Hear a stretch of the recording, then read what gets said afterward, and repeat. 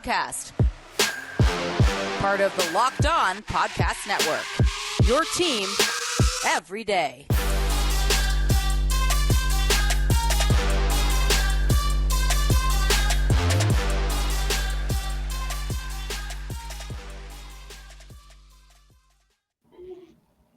Welcome to the Locked On Wizards podcast. It's your host, Ed Oliver and Deontay Daniels. This is part 2 of our episode with the Wizards of Gallery Place podcast, Brendan and Domo.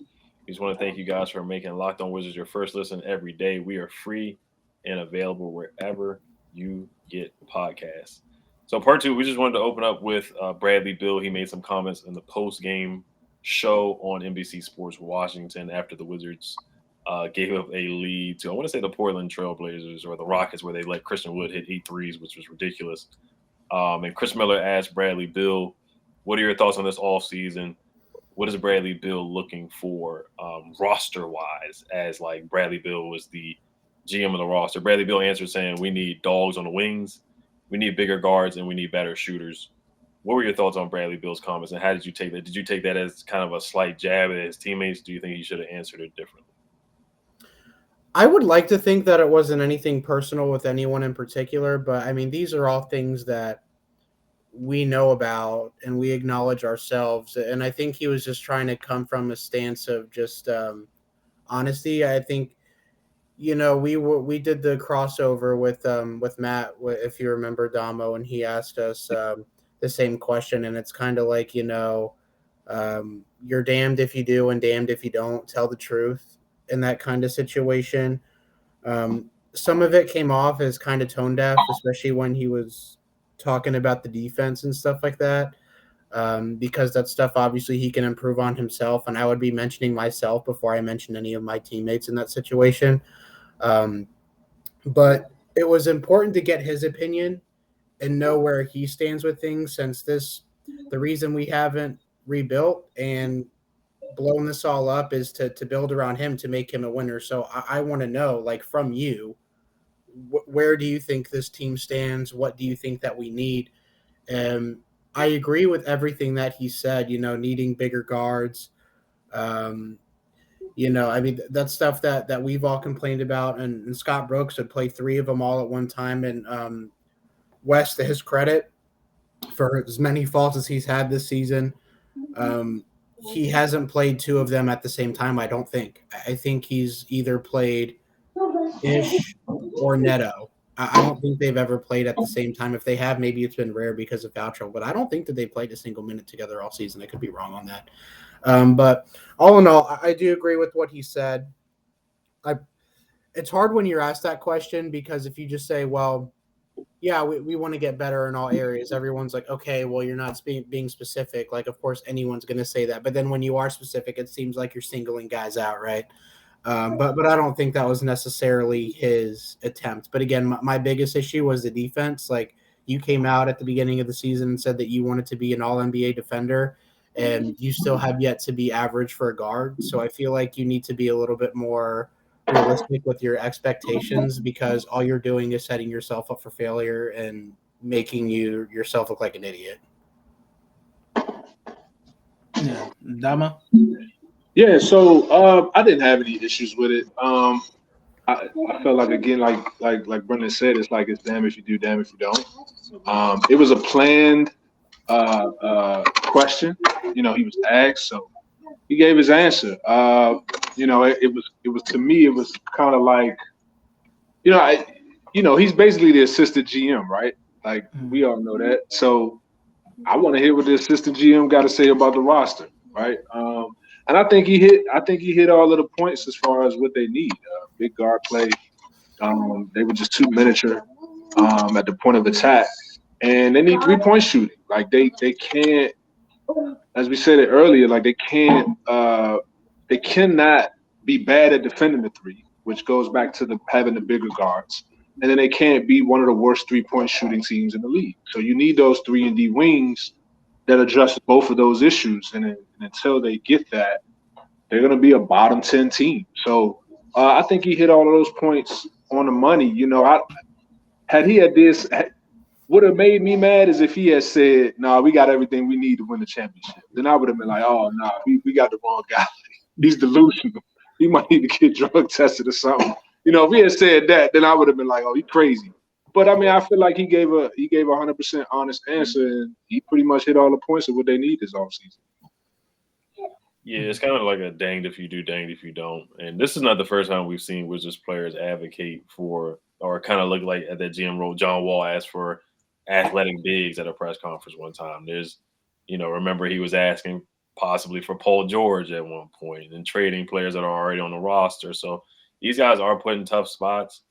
Bradley Beal, basically, he is the assistant GM. He did want to bring in Dinwiddie. So he hasn't been perfect being the GM either.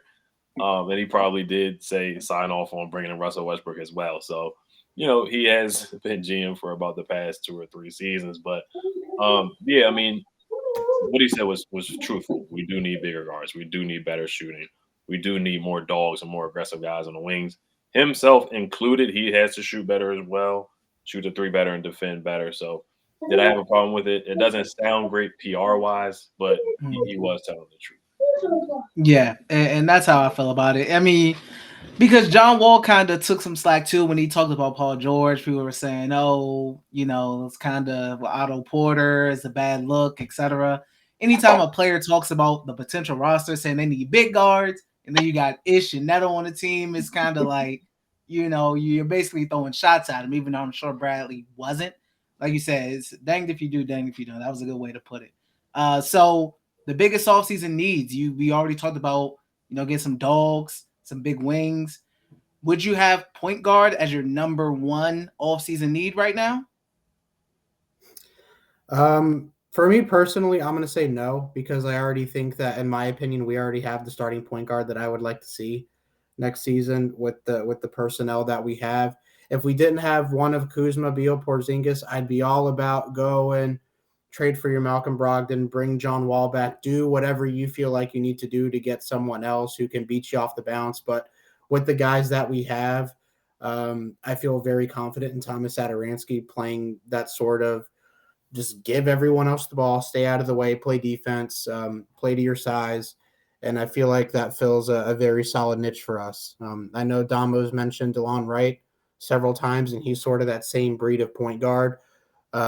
Probably a little less ball dependent than DeLon Wright is, and I think that's why he would be the perfect guy to bring back next year as a starter. So I don't know how much you have to pay him. I imagine it would be maybe a 2-year deal, non-guaranteed second year, maybe around 4 or 5 mil. I don't know what the numbers would be on that, but I would like to see Satoransky as of right now, as nothing has developed on anyone else hitting the market.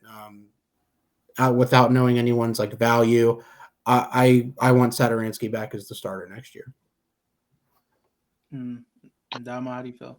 Yeah, I actually agree with Brendan there. You have Bradley Beal in the backcourt. You have Kuzma, who's a ball handler. Dude, you have Denny, who's developing his pick and roll game, his secondary playmaking. There's only but one ball that can go around, man.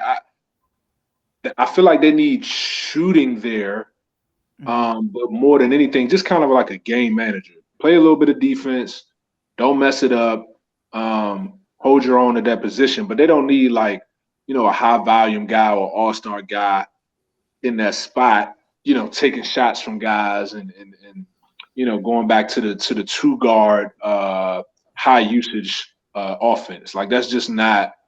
That's not a winning formula. If you look at all of if we're talking about building around Bradley Beal, a shooting guard in today's NBA, you look back at all of the shooting guards that have won titles over the last 20 years. Look at who played point guard next to him. Like Kobe, it was Eric Fisher. Dwayne Wade, it was White Chocolate, and then he had with the LeBron. The LeBron ball, it was Mario Chalmers. You don't put 2 high usage guys in the backcourt and think that's going to be a formula to success. I mean, I think Steph and Clay work because they're elite off-ball players, and then you had Draymond kind of being the point guard, point forward there. That's not the situation here with Brad Beal. He has to have the ball.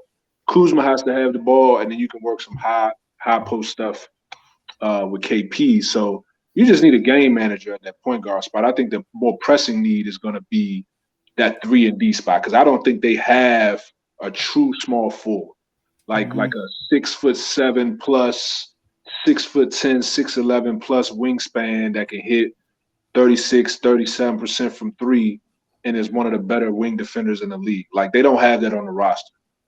Denny can guard, but he doesn't shoot it well enough. Kispert can shoot it, but he can't guard it well enough. So, and then KCP is 3-and-D, but he's 6'5". Like that's just not, a Jason Tatum, Kevin Durant. They looking at chops with a 6'5" KCP trying to guard them. So I think that's the more pressing need, that small forward spot. I agree. A 3-4. What I consider wing now, it's I guess technically a 2 and 3, but I like to kind of include the 4 in that conversation as well a little bit, just because the 4 position has changed. So I would definitely say that that's the bigger need, and I know that's some of the young guys are going to be out of the rotation in that scenario, and someone's feelings are going to get hurt. But I would say that that's definitely the more pressing need that we need to address. Definitely. Go ahead. Yeah, we need a 3-and-D guy. I mean, you look at Kansas, you got Ochai. You look at some free agents. You might want to throw Robert Covington out there on an MLE if you can get lucky. I think even you don't want to trade for Josh Hart, but just looking at players like him, a 3-and-D guy, it's something that they could really use. Somebody who just has some edge to him and some aggressiveness and can knock down a three. As far as the point guard position, I wouldn't be happy if Sato started, but I get why. Because when West finally, I thought he did it too late. He finally sat Neto down and brought in a pass-first point guard. That's what Porzingis needs. That's what Brad needs. When Wanamaker was here, he was just facilitated the offense better than what Spencer Dinwiddie did because Dinwiddie's just not a point guard. He's a combo guard. But I think a sneaky need is kind of, and I love Gaff. I'm a Gaffer fan. He's actually my favorite player on the Wizards. I know I'm probably the one person in the world that says that, but we need a big that can kind of like bang down. Like Porzingis is more of a finesse big. When you saw Vucevic banging Porzingis in the post, it wasn't pretty against the Bulls. And then who else did he struggle with? That was a stronger big, but Porzingis kind of struggles, and Gaffer struggles against bigger bigs too. But maybe the need could be solved by a Gaffer getting in the weight room. Maybe it could be solved in house, but that is certainly a need for the Jokic's. There's not a lot of Jokic's in the world. There's not a lot of Embiid's but in the world. But when we do play those guys, Sabonis hurt us really bad with the Pacers. Steven Adams had 10 offensive rebounds against us that one game. There were some nights where we got dominated by some stronger bigs, and that's definitely a weakness for this roster. It's I agree with you. And I've thought about that, and I was actually thinking about saying that the problem with the roster and the numbers game is right now we're already going to have 3 rosters carrying over on the roster next season, and that makes it tough. And for 2 injury-prone players and guys that maybe are, I don't want to say soft because I think that's a disrespectful term, but they're not as physically dominant as a lot of the centers that we see. Again, like you were mentioning, there's times where both KP and Gaff, they just stand no chance physically. So I definitely agree that they should prioritize trying to get some beef there in the paint. I don't know if that's re-signing Robin Lopez for a year, someone who's just big, staying there sturdy, and also is, as we remember, just instant offense on the block, or going about it a different way. It's just it's tricky when you look at the roster numbers because like I just, we're carrying 3 centers and Vernon Carey isn't big himself. I think Vernon Carey's like, he's got to be like 6'10", 230, 240, something like that. He's not a big dude either. So. Right. Yeah, I think Robin Lopez back, man. Yeah. I would say every now and then. I'll take him back. Yeah, I was cool with Robin Lopez or even Alex Len coming back at the time. Alex Len, he had some good moments. He was a bigger guy, bigger size guy. But yeah, the Wizards is even with KP still, like KP has the height, but still he isn't the biggest. So definitely I would still like to see the Wizards get some size there that somebody can come in maybe 10 minutes, like Domo said, here and there, at that third center spot. Right, and next we're gonna get to a blame pie chart for the season. Who we thought deserved the blame on the Wizards management and roster side the most. But before we do that, this episode is brought to you by Bet Online. BetOnline.net is your number one source for all your betting needs and sports info. Find all of the latest sports developments, including the week's Masters Championships odds, podcasts, and reviews for all the different leagues this season. BetOnline is your continued source for all your sporting wagering information, including live betting, esports, and scores. Head to the website today or use your mobile device to learn more about the trends in action. BetOnline, where the game starts. Thank you for making Locked On Wizards your first listen. For your next listen, check out the Locked On Now podcast. Nightly recaps of every NBA game with analysis from our local experts. It's free and available wherever you get podcasts. All right, so this season, of course, we started out 10-3. It's like we pretty much hung up a banner at the time for Wizards fans. I myself, I got bamboozled and hoodwinked and thought we were going to finish with 50 wins. I'm not embarrassed to say it. I own up to it. But where do you place the blame for the Wizards for finishing, 34-48, whatever they're going to finish at, instead of, building on that 10-3 momentum that they had? If you had to pick, Tommy Shepard building the roster or the showcasing or whatever happened at that time, Wes Unseld Jr. just being a rookie head coach and not making adjustments, the Clippers loss, Bradley Beal, if you had to just pick a group of guys or coaching staff or management, where would you put the percentage of the blame chart? You can go 50% here or 50, 25, 25. And Brandon, you can go first. Damn it. It would be a lot of balancing out, I think. I think Tommy and Wes have to be held accountable to some extent. I mean, they can't be blameless. Like, at the end of the day, it's their team. They're responsible for the talent that goes out on the court every night and plays. But there is some element to sometimes players simply need to play better. And I think that was a situation with Dinwiddie. I think that was a situation with Bertans. I think there were times where that was the case for KCP and Beal. I mean, we can cut this up any way we want. I think to some extent, and I'm trying to keep the young guys out of that conversation because you need the vets to show up and play, the guys that have been there. Like I look at you guys and say, you guys got to play better first, or else the young guys aren't going to play better. So I don't know how I would cut that up exactly. But it would be pretty balanced out. We started out the season so well and everyone was looking good playing the roles that we were in. Everyone sort of under the radar complained about the offense. And so Wes changed it. And it was the game against Utah earlier on in the year where they finally, I noticed, I was like, well, they're playing at a different pace tonight. And from there, they started playing at this faster pace. But then at the same time, the defense got a lot worse. And it's not like it was just one or two guys, like guys that individually at the beginning of the season, we were like, oh, you're playing respectable defense. And I appreciate that, fell off. Even Denny Avdia at the beginning of the season was playing at all defense level. And all of a sudden it just kind of went away as soon as he started getting his offense going. And it's not like he's been a bad defender since then. He just hasn't been as impactful on that end. So I don't know the exact numbers and how many people I specifically want to blame. I mean, I guess you could go 25 Wes, 25 Tommy, 25 veteran players. I mean, I don't know. And then the other 25, whoever was causing drama and locker room problems. I guess that's kind of how I would assign it. It's tough because no one should be blameless in this. But at the same time, I mean, I'm sure there is a little bit of it that where guys contributed more to our downfall, if that's what you want to call it, than others. So, how about you, Domo?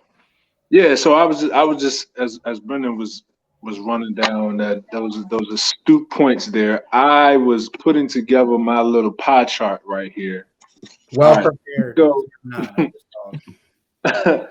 I'm gonna go 35% Tommy, 35% Wes.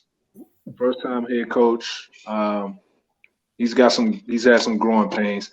I'm gonna go 10% Beal, 10% Dinwiddie, 5% Trez, and 5% Bertans for that albatross of a contract and giving us nothing. Obviously Tommy's got to be, he's got to be at the top of it. These are his roster moves. Like he decided to pay Bertans, the 80 mil. He brought in Wes Unseld. He decided not to, he waited a long time. He decided not to give Wes Unseld a veteran assistant anywhere on the staff. And I think some of those locker room issues, some of those growing pains we've seen with Wes, I would attribute to the fact that you don't have like a former head coach on the staff, not even a former player on the staff. So that falls on Tommy. He also gave Dinwiddie, his contract incentive for games played, and that was not a contract that was not a piece of the contract that Dinwiddie was going to miss out on, even no matter what his knee was doing. He was going to play. So that falls on Tommy. West gets the other 35%. Some of the losses this year, I mean, it's so many of them. The Clippers one being the biggest one, but there were others where, I feel like they were coaching losses. Just riding guys too long, icing his own guys that were hot, not kind of recognizing the moment, situation to make certain adjustments with lineups and style of play. But I'm willing to give him a mulligan. He's a first-year head coach, and again, he doesn't have an experienced staff, but he's definitely going to get 35% with Tommy. And then Beal's got to get 10% of it. He's the head honcho. Heavy is the head that wear the crown. He's been assistant GM. He wanted Dinwiddie here. His play has taken a step back. His 3-point shooting was just terrible this year. Some of the turnovers in the fourth quarter were bad. So he has some culpability with it. The other 10%, I got Dinwiddie. I mean, that's self-explanatory. He was horrible. He played like he had a parachute on his back, man. And that's just not going to cut it. Trez, the locker room stuff, man. That wears on people. He was the MVP the first 13 games, and I think after he felt like he was supposed to be starting or getting more touches, and it wasn't really happening that way. So he just decided he wasn't going to play defense no more. He was just going, he was going to get his, and that's that. And I just think that wears on people. So he had to get up out of there, but he got 5%, and then Bertans got the last 5 just because he was a $16 million bag of nothing. So yeah. I'm surprised you gave as much flack to West there as you did. Man, man, that Clippers game, man, that Clippers game, it broke me, man. I really had to I was thinking about life after that game. I was really thinking about life after that. So that was on West, man. That was on West. Just seeing him juxtaposed to Ty Lue and what Ty Lue did, took the whole lineup out, and West just was like, he didn't know what to do. It was like, come on, man. Yeah, I mean the Clippers game, that was a monumental night. You had the Wizard spaces and everything. That was crazy. How I split it up, I get 50% to Tommy and Ted because, like Brad said at the the famous practice where John told Scott F you and all that, he said it starts at the top, and anytime you have a bad roster, players have influence, but at the end of the day, you're the GM. So I'm going Tommy 50%. Ted can get in there too, 50%, because they, at the end of the day, brought Montrez in. Then that caused all the issues and whatnot. So 50% goes to them. 25, I'll give to West because, I mean, like Domo was just saying, some of the moves, man, the Clippers game. Just you see what Tyloo did, like he said, bringing guys out. Reggie Jackson wasn't playing, Batum wasn't playing. He put some of the other guys in, and they made the comeback, and West just kept rolling with his guys, and it wasn't working. And then you got embarrassed. And then, like, the Neto situation, it just doesn't make sense. Why did it take so long for him to go on the bench? And then you go from him playing 20-something minutes to DMP. It just doesn't make sense. And then the showcasing, I combine that with West and the front office. I put those two. Like, I feel like that was a combination of maybe Tommy and them were telling West to do that. That period was awful. So West gets 25% too. And then the other 25 I give to Brad, Spence, some of the other vets on the team. Bertans, you could throw him in there for, like you said, just doing cardio. And because that was bad. Brad had a bad year. I mean, him and Spencer couldn't get it together. It was just ugly. The fighting at halftime with Montrez and just, man, it was nasty, man. So a lot of that. Spence gets his, Brad gets his, because those were supposed to be the main two guys. And then Bertans, Montrez, etc. You can throw those guys in there. And I'll say West, to go back to West, guys were complaining about their roles and whatnot. Even when they were playing decent ball, guys were complaining about the offense, maybe being a little too complicated. So that's pure coaching. I mean, so yeah, 50 at the top, 25 coaching, 25 top two guys, Spence and Beal, and some of the other vets in there. Yeah, I mean, you guys did a heck of a job covering everything. I mean, West waiting to put Sato in for Neto. Imagine if he would have did that like 5 or 6 or 8 games before. They may be talking about making the play. And I know people they rather see the lottery than the plan, but yeah, they definitely could have put it together. Look how much the offense changed with Sato just running the point. Chris has played better. Denny played better. Rui played better. They all got their shots on the floor. The offense-ish. Yeah, West should have just made that move like 8 games before the move was made. It just took too long to make adjustments. That's about being a rookie head coach. But there was just some simple things that we could see as a fan and a spectator that he should have made. Brad led the league in clutch turnovers. That's inexcusable. That's something he's been doing his whole career. So it's like, when is he going to fix it? Slipping and falling. There was a backcourt against the Pistons one time where we barely beat the Pistons. It's just inexcusable stuff that we're seeing year after year from him. We want to see him get better, regress from the three-point line. Dinwiddie, I think we touched on him. I mean, I just couldn't believe how slow he was playing the hand grenades, shooting the ball off the backboard, bricks, threes.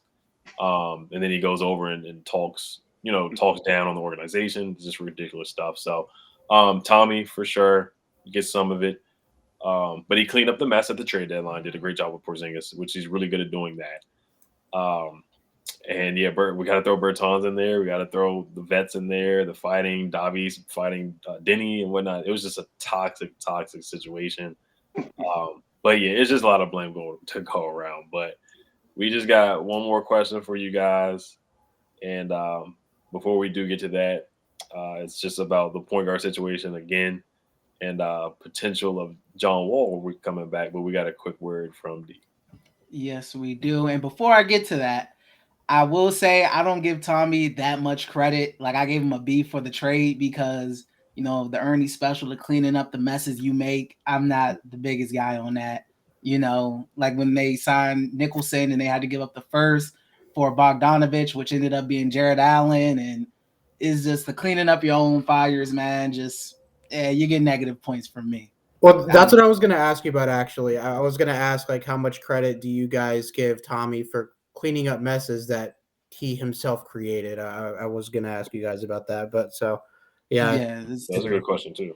Yeah, I'm not with that. It was a great move, but it shouldn't have needed to be done because of the Bertans and then the Dinwiddie. It just, you get penalized. You get penalized for me. I'm assuming you're the same way, Dama. Yeah, although I'm not mad at having the unicorn, man. I agree. I'm not mad at having a unicorn. You ain't had to give up no young assets, and you got a guy who could potentially be the second best big man in the East. I'm gonna just throw that out there. But like Embiid obviously won, but outside of that, like You're saying strictly like centers, like just are you centers, yeah, just centers. okay? Like So not like Giannis, not okay. no, So just centers. no. But yeah, I could see a season where KP is better than Robert Williams and Jared Allen, Bam Adebayo maybe, but I don't know on talent, man. KP a bad dude, man. That's a bad. Mm-hmm. It's just Vucevic. I'm looking at some of the guys right now. Vucevic, he's competing with Vooch. But yeah, other than that, yeah, I mean, there's Embiid, of course. But other than that, yeah, there's not any dominant Bam Adebayo. Yeah, you could definitely argue that for sure. Yeah, that's a good point right there, definitely. But all right, let me get to our message from our friends over at Built Bar. Have you tried the Puffs? If you haven't, you're missing out on one of Built Bar's best tasting bars. Puffs are the first ever protein infused marshmallow. They're fluffy, they're marshmallowy, they're not just a protein bar, they're a treat, and they're covered in 100% real chocolate. Puffs are a fan favorite with some incredible flavors: yummy, cinnamony, churro, coconut, marshmallow, banana cream pie. So good, these are going to be your new favorites. All Built Bars are covered in 100% real chocolate. Yes, Puffs included, 100% real chocolate. Low calorie, high protein. Replace your candy bars with these. They are better. A typical candy bar can be anywhere from 200 to 300 calories. Go to built.com and scroll down to the macros chart. You'll be blown away. High protein, low calorie, high fiber, low carb.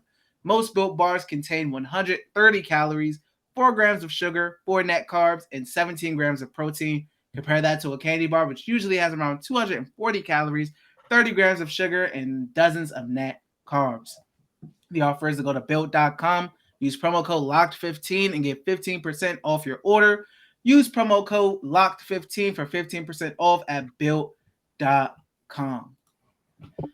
All right, guys, to end it off here, I know we spoke about the point guard position, and I know you guys are big guys on Sato, but John Wall, he was, report came out and from David Aldridge. How do you guys feel about that? If you were to buy out, agree to a buyout with the Rockets, obviously that's the only way that's even remotely possible. So if you were to buy out and it was interested in coming to Washington, how would you guys feel? Out of the two of us, I'd say I'm a little bit more enthusiastic about it. In a league where fit matters so much now, and again, in the context of what we have on our roster, I would get behind it and be excited for it for sure. But just fit-wise and all the strings that would have to be pulled in order for it to to happen. I'm just, and with the MLE, I guess that would be what we'd be paying him unless we had to send out some other salary. Like if we sent out Kuzma and like another player to pay Wall like around 20 million or something like that. Like to me, it's not worth it. Like what are we paying him? What's it going to take to bring him in?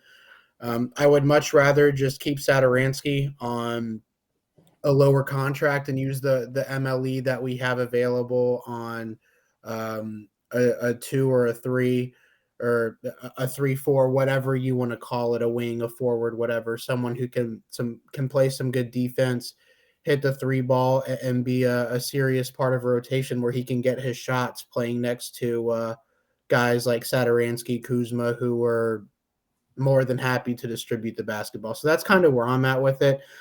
It's not that I wouldn't get behind it, or I mean, I love John. It's not a personal thing. It's just like a fit thing and where our roster currently stands.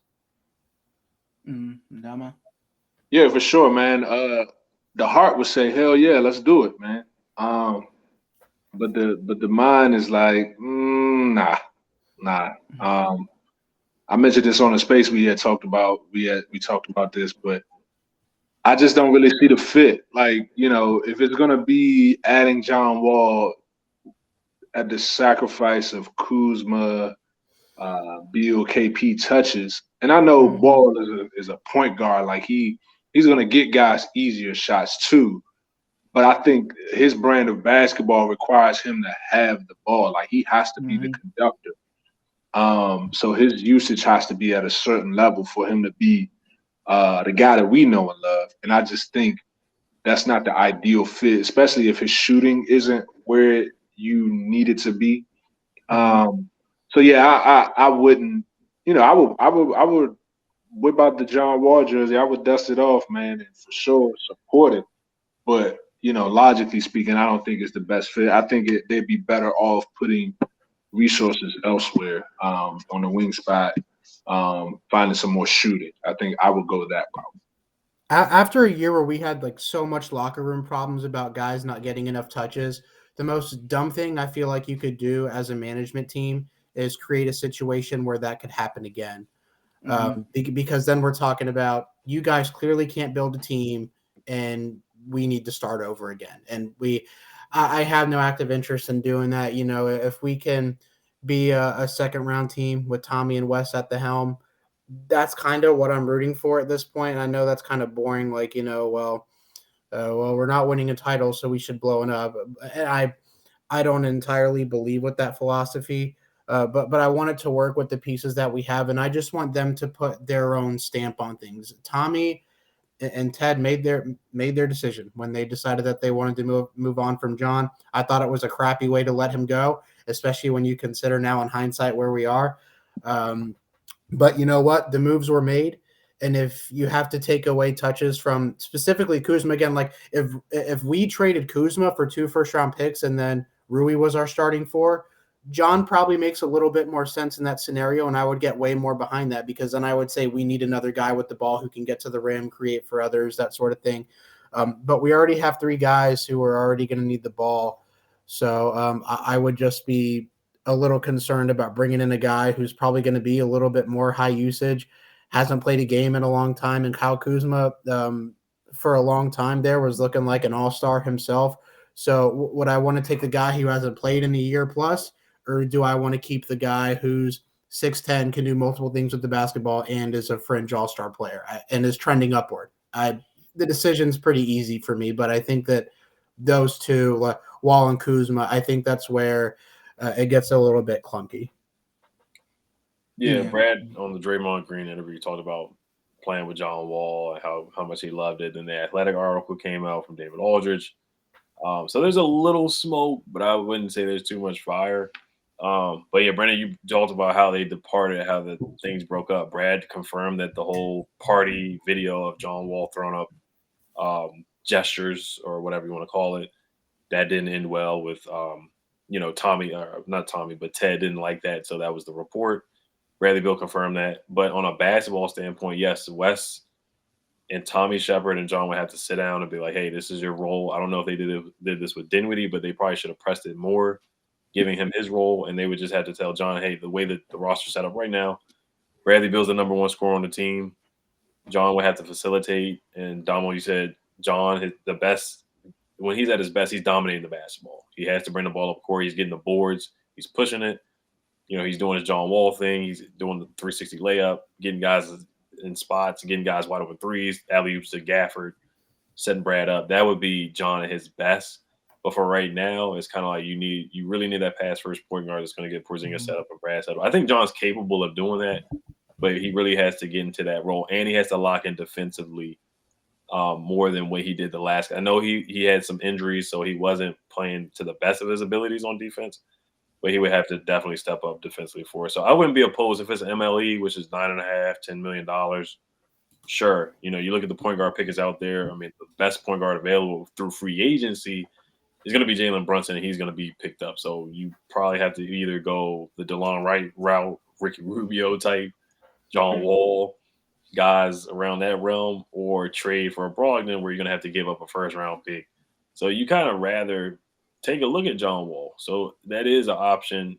If the history wasn't bad like it was, then I think he would be a realistic injury coming off some injuries, unfortunately. But I think it could work. I don't think our ceiling would be boosted to an Eastern Conference Finals or anything like that, but maybe we could make some noise if everybody stays healthy and we keep Eric Kuz.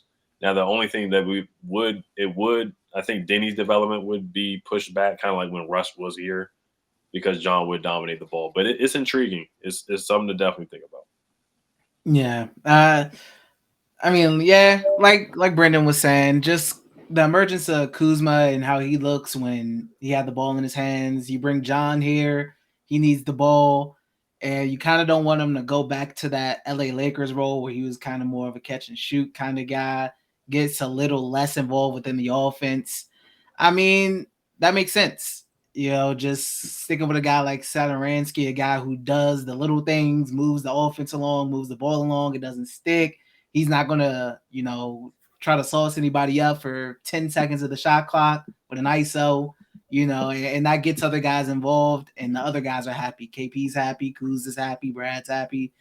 But, I mean, I don't know. I don't know if the Wizards themselves are going to be satisfied with Satoransky being the starter. Bill, David said in the report that Brad was interested in it, intrigued by it. I remember he also said in the press conference that they had some guys in mind when they were talking about the point guard position. So I think it's possible only if John buys out at the end of the day. But, I wouldn't mind Sato being the starter. I know a lot of different fans will kind of be like, that's kind of bland. That's kind of, not inspiring, I would say. But for the other guys on the other for the rest of the team, I think that would be the move. So my heart, I want to say yeah, because and I think for the same reason as a lot of fans, they didn't like how it ended. It was nasty, it was ugly, and the video and all that. It wasn't good, but it's a kind of a culture thing. Is like, was he really? It wasn't like guns or drugs in the video, but still, I understand the image. And then there was already stuff, with the Vegas picture coming out and all that at the time. So, I don't know, man. Logically, I'd say no. My heart, definitely. I got some wall jerseys I got to use. If I could make 2 points real quick. The first thing I would say is just being a John Wall fan for as long as I've been, and I said this on one of our podcasts that we recorded, I don't want to have him come in here to just be Rondo. He's a lot more than that, and he still has, I think, a lot of good basketball left in him. And so if Tommy and Wes bring him in for a free agent visit, let's say, and we're like, well, we have guys that we like, we just want you to be a distributor, that would come off a little disrespectful to me, just being kind of a fan. And then secondly, you'd be asking a guy who's done what he's been doing since the moment he came into this league, and now you'd be asking him to completely change what he's been doing for years. And what you would be asking him to do isn't how he got to become a 5-time All-Star, so there's a couple different ways of looking at it as well. It has nothing to do with, again, not liking John or wanting him to come back on the team again.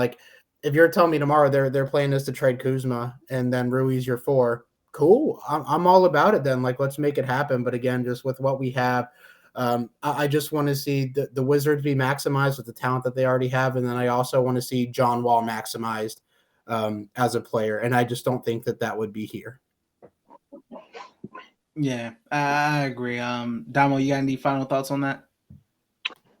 Yeah, man. Love John, man. I just don't see the fit. I really don't. Yeah. I could just see the Derrick Rose role, where Derrick Rose has accepted, where he's at in his career with the Knicks. Didn't play much this year, but he's carving out a solid career after the Bulls Derrick Rose that we knew. So I think it could work out something like that. But and then one point I forgot to say, Sato's played better. I think that's helped KCP settle down a little bit and play better too, because KCP has played a lot better in the second half. But once again, guys, just want to thank you guys for coming on, man. What's your guys' Twitter again, so you can guys let the people know? threezustrist. Y'all know where to find me. Yeah, Domo 8186. Yes, sir. These guys are the Wizards Twitter OGs. Make sure you guys follow their podcast as well. It's called Wizards of Gallery Place. Make sure you guys give them a 5-star rating on iTunes as well. And we want to thank you guys for making Locked On Wizards your first listen every day. Now make your second listen Locked On NBA. Locked On experts covering the biggest stories around the NBA every Monday through Friday in less than 30 minutes. It's free and available wherever you get podcasts. Thank you guys for tuning in, and hail to the Wizards. Peace.